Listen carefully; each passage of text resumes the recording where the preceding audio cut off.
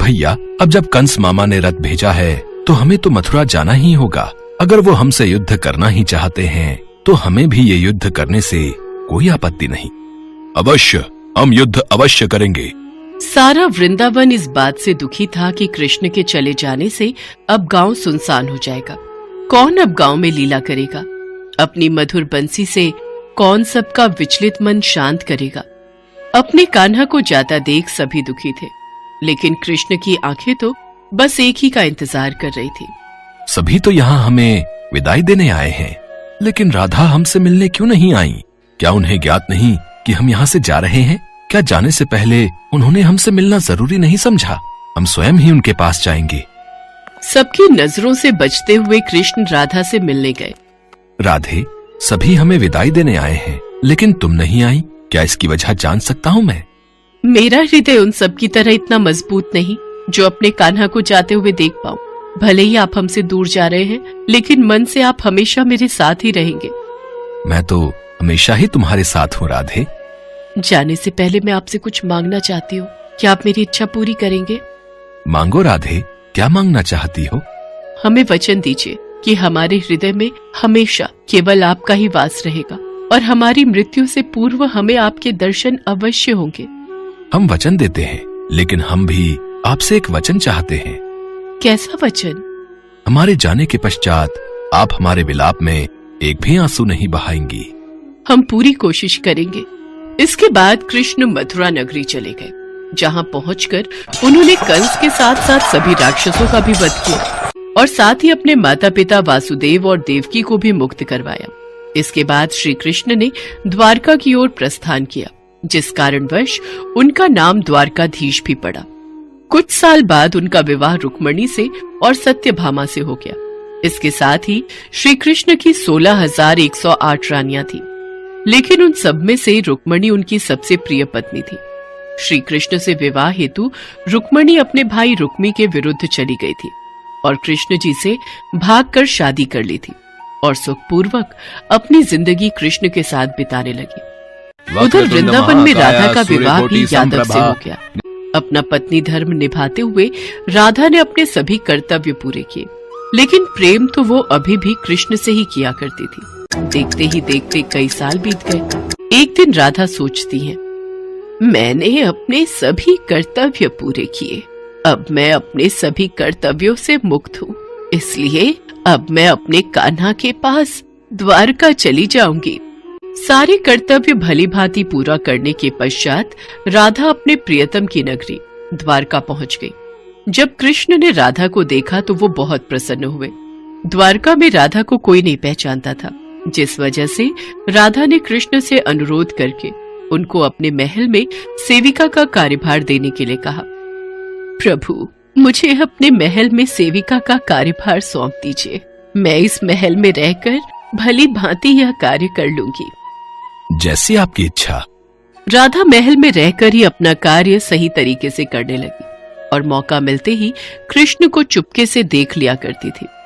एक दिन अपने महल में सो रहे कृष्ण रात को नींद में कहते हैं, राधे राधे श्री कृष्ण राधे, राधे राधे श्री कृष्ण राधे।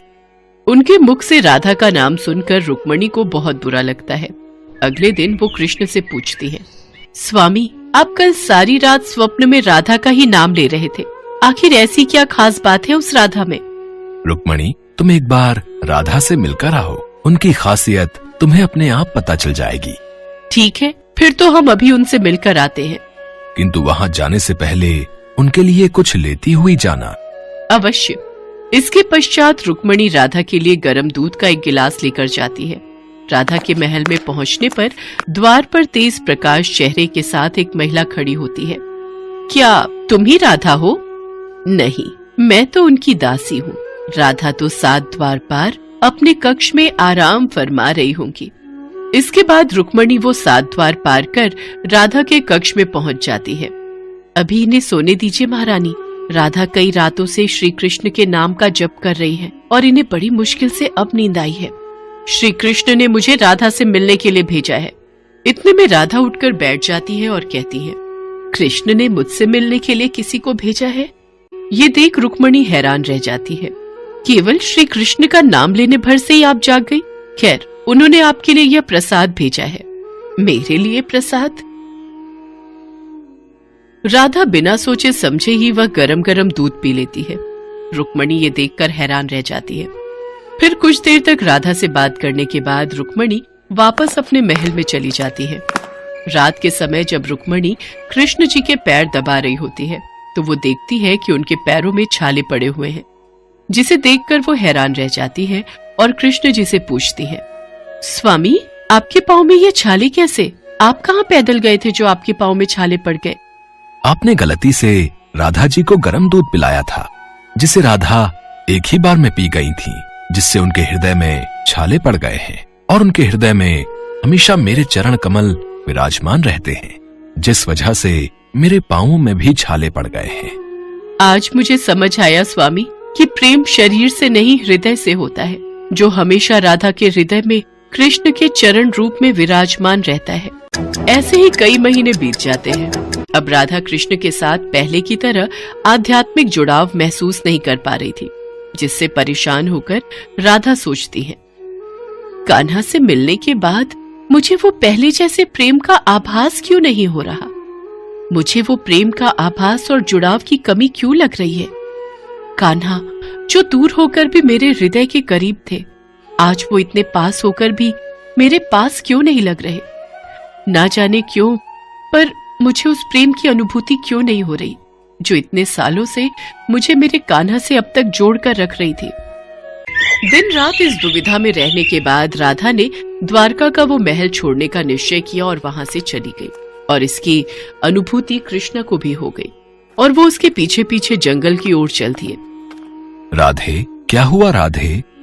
मैं अब इस संसार का भाग नहीं बनना चाहती कान्हा। राधे, पर तुम्हारे बिना मैं क्या करूंगा? अब मैं आपके भीतर विलीन होना चाहती हूँ। मैं तुम्हारी भावनाओं की कद्र करता हूँ। बोलो, क्या इच्छा है तुम्हारी? कान्हा, मैं अपने आखिरी पलों में बांसुरी की वही धुन सुनना चाहती हूँ जो तुम सिर्फ मेरे लिए बजाया करते थे। उदास मन और आंखों में आंसू लिए कृष्ण बांसुरी की वही धुन बजाते हैं जिससे राधा सुनना चाहती थी।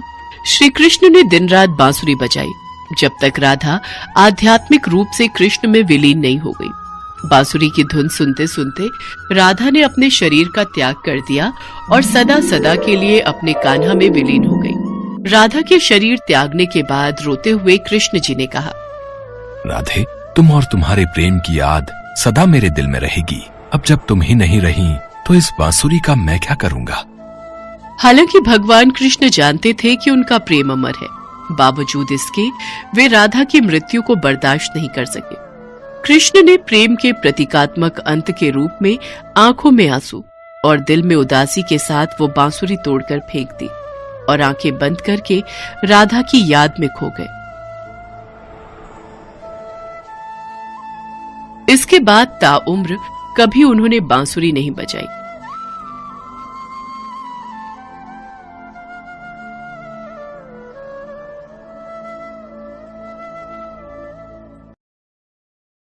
एक समय की बात है, धर्मपुर गांव में यशपाल नाम का एक किसान रहता था।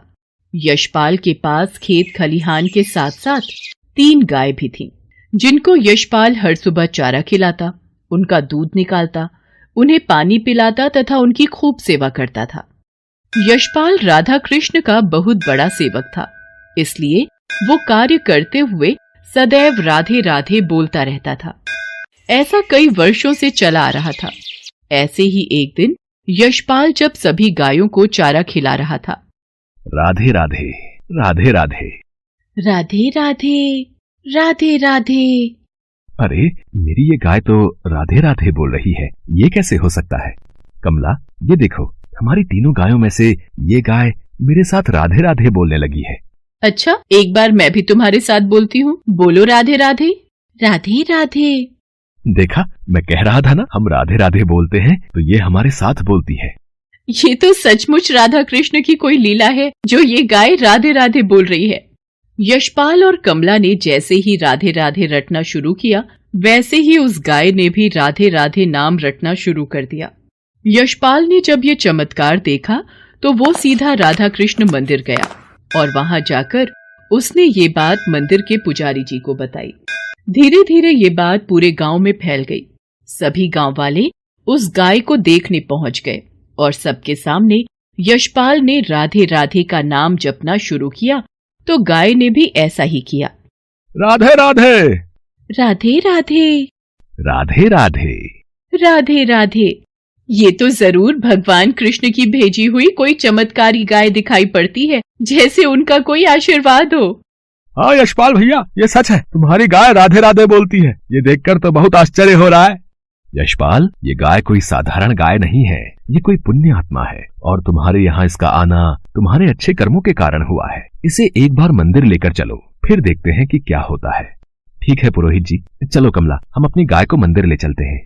सब लोग मिलकर गाय को मंदिर लेकर जाते हैं। मंदिर में राधा कृष्ण जी की बड़ी सी मूर्ति थी, जिसे वो गाय एकटक देखे जा रही थी।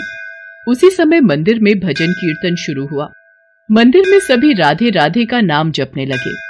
देखते ही देखते गाय भी राधे राधे बोलने लगी और उसी समय उसके थनों से स्वयं दूध निकलने लगा। गाय के नीचे बड़ा सा बर्तन लगाया गया जो कि दूध से पूरा भर गया। ऐसा चमत्कार देखकर गांव वाले आश्चर्य में पड़ गए। यशपाल, तुम इस गाय को मंदिर को दान कर दो। ये यहीं राधा कृष्ण के दर्शन करती रहेगी और ये जो भी दूध देगी उससे मंदिर का प्रसाद बनाकर भगवान को अर्पण कर दिया करेंगे। ठीक है पंडित जी, जैसी प्रभु की इच्छा। राधे राधे। यशपाल घर आकर उस गाय के बारे में सोचता रहा और तभी उसकी आंख लग गई और उसे सपने में वही गाय दिखाई दी। यशपाल, मैं जानती हूँ तुम मेरे बारे में ही सोच रहे हो, इसलिए तुम्हें अपने बारे में बताने आई हूँ। पिछले जन्म में मैं अपने पति के साथ एक मंदिर के बाहर फूल बेचा करती थी। राधे राधे, जय राधे कृष्ण की। अरे, तुम हर समय मेरे सामने राधे राधे मत बोला करो। जब देखो राधे राधे बोलते रहते हो। भाग्यवान, राधे राधे बोलने से हमारे जीवन को मोक्ष की प्राप्ति होती है, समझी? अरे, अगला जन्म किसने देखा है? मुझे अगले जन्म में कौन सा ये जन्म याद रहेगा कि मैंने भगवान का नाम लिया भी था या नहीं। अभी तो इस जन्म में तो मुझे काम करने दो, पहले इस जन्म को तो काट लूं। अगला जन्म पता नहीं किसको क्या मिले। मैंने अपने पति की बातों पर कभी ध्यान नहीं दिया। मैं इस बात से बिल्कुल अनजान थी कि हमारे इस जन्म के कर्म हमारे अगले जन्म को तय करते हैं। मेरे पति राधे राधे रटते रहते थे, पर मैं भगवान को बिल्कुल नहीं मानती थी। मैं जिस मंदिर के बाहर फूल बेचती थी, उस मंदिर के अंदर भगवान के दर्शन कभी नहीं करने गई और ना कभी उनकी पूजा की। इसके अलावा मैंने कभी भी भगवान का नाम नहीं लिया। मेरे पति ने मुझे बहुत समझाया, पर मैं नहीं मानी। उल्टा अपने पति को भी ये सब करने के लिए मना करती रही। इसी कारण मुझे गाय का जन्म मिला, जो कि कुछ नहीं बोल सकती, बस सिर झुकाकर चारा खा सकती है या दूध दे सकती है। लेकिन जब कई सालों तक मैंने तुम्हें राधे राधे रटते देखा तो मुझे मेरा पिछला जन्म याद आ गया और मैंने कोशिश करके किसी तरह राधे राधे बोलना शुरू कर दिया। तुम्हारे कारण ही मुझे इस जन्म में राधा कृष्ण के दर्शन हो पाए। मैं हृदय से तुम्हारा धन्यवाद करना चाहती हूँ। मेरी यही इच्छा है कि इस मंदिर में भगवान के दर्शन करते और राधे राधे रटते हुए मेरे प्राण निकले। इतना कहते ही वो गाय अदृश्य हो गई और यशपाल का सपना टूट गया। यशपाल ने ये बात मंदिर के पुजारी जी को बताई। उसके बाद से गांव वालों का विश्वास राधा कृष्ण मंदिर में और बढ़ गया और वो सब राधे कृष्ण की पूजा के साथ साथ राधे राधे बोलने वाली गाय की भी पूजा करने लगे।